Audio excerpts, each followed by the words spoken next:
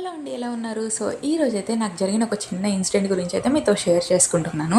So అదొచ్చేసి నేను ఈరోజు అంటే గ్రోసరీస్ కోసం, మంత్లీ గ్రోసరీస్ కోసం మా దగ్గరలో ఉన్న రిలయన్స్కి అయితే వెళ్ళానమాట.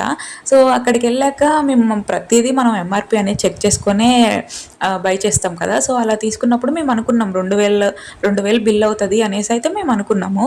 బట్ మేము అక్కడికి వచ్చాక ఏంటంటే 2576 రూపాయలు అయితే బిల్ అయిందనమాట. సో మేము బిల్ పే చేశాక మేము కొంచెం ముందుకొచ్చి అసలు ఎందుకు ఇంత బిల్ అయింది అనేది అయితే చెక్ చేసుకున్నాము. చెక్ చేసుకుంటే మేము తీసుకుంది అయితే ఫార్చునో ఆటా అండి. అది వచ్చేసి 49 రూపీస్ అండి. సో వీళ్ళు ఏం చేశారు, మేము 10 ప్యాకెట్స్ తీసుకున్నట్టు 490 రూపీస్ అయితే యాడ్ చేశారనమాట.